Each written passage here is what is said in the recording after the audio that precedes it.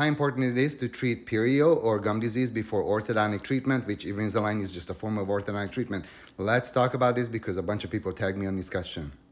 So first and foremost, what is gum disease? Gum disease, of course, is an infectious disease that's caused by bacteria most often, and it leads to bone loss around the teeth, and therefore there's a loss of attachments or loss of attach for the teeth, which is very, very important when it comes to orthodontic treatment. And also gum disease can be mild, moderate, or severe. It can also be localized or generalized, just as a general rule. Now let's talk about overall treatment planning. You should be, as a dentist, doing your treatment plan as well as your treatment in phases. So let's talk about phase treatment planning and treatment of dental patients. So the first form of dental treatment should be emergency. So emergency should be infections, pain, and fractured teeth, anything that causes discomfort and emergencies and infections or swelling for a patient. So you need to deal with that first. So that's always your phase 1 treatment.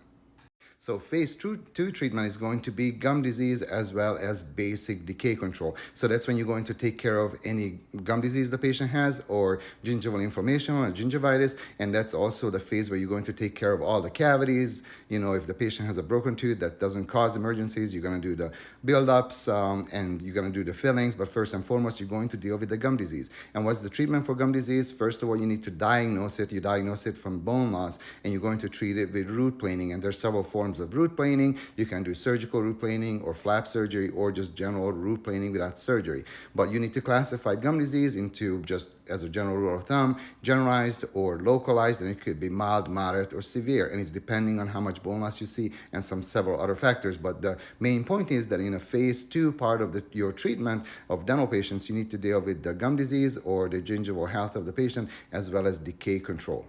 Now, your phase 3 treatment plan is going to be, for example, fixed issues, for example, crowns or bridges or anything that involves restoring the teeth to the normal health. So you may do implants as well. So that's really your phase 3 treatment when you get the patient basically back to quote unquote normal dental health.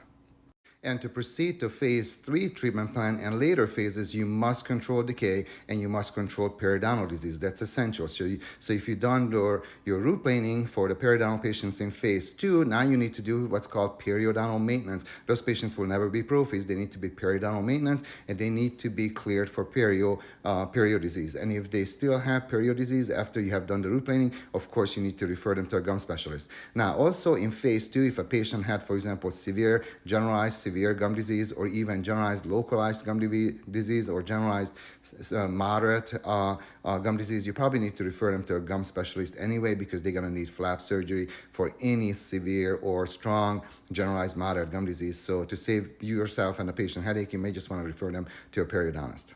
So now you have proceeded to the third phase treatment, which I told you that this is when we do like the crowns, bridges, implants, things like that. In this phase, the patient no longer has gum disease and also they don't have decay because you took care of that in phase 2. Now, once you completed the third phase of treatment, basically you restore the patient to normal health. Now they got crowns, implants, bridges, whatever it might be. Now you can do the phase 4 treatment. Now, phase 4 treatment is basically, for example, aesthetic things like veneers as well as whitening and also orthodontics. Now, sometimes it kind of intermingles because sometimes maybe a patient has a lot of crowding, so you need to do orthodontic treatment in phase 3 to straighten the teeth so you can do your restorations better. Also, sometimes you have to do whitening in phase 3 because you want to match your crowns. So this is not, the phase 3 and phase 4 kind of intermingle sometimes. But the main point is you can't proceed to phase 3 until you get the gum disease completed and the patient is healthy in terms of periodontal disease. So orthodontic treatment, which is basically your Invisalign, you're going to do that either in phase 3 treatment, depending on the case, on phase 4 treatment. So this answers your questions. Should you treat periodontal disease before you start Invisalign, which is orthodontic treatment? And the answer is very, very clear, yes. And actually, periodontal disease is one of the main cause of legal issues with orthodontics. That's one of the biggest liabilities. And what I recommend to all of my orthodontic students, either GPs and periodontists as well as orthodontists, is not to treat patients with periodontal disease or history of periodontal disease orthodontically, but refer them maybe to a university or whoever wants to treat them. But until you're like an ortho ninja and you're like really, really good at orthodontics, I strongly recommend that you don't treat patients who have had orthodontic gum disease orthodontically, even if it's under control and they have been treated for it. And the reason for that is usually when you move teeth orthodontically, there's bone remodeling, which of course makes the bone loss that the perio patients already have, makes it worse, and the teeth get more mobile, and a lot of times the inflammation flares up, and these are patients, of course, who didn't take care of their teeth in the first place, and now you're putting braces on, or you're doing Invisalign, you usually set off a inflammatory reaction, and the periodontal disease usually flares up in these cases, which just creates more of a headache. So again, just to recap, yes, you need to treat periodontal disease in phase 2, and you need to treat that before you consider any orthodontic treatment. And I would strongly urge you not to treat ever any patients who have had periodontal treatment and they have bone loss anywhere between mild to moderate to severe. Orthodontically, just refer those patients to university or whoever wants to treat them, but it's going to be high risk if you do it. By the way, I'm Dr. Nagy. I teach orthodontics and practice management and coaching worldwide.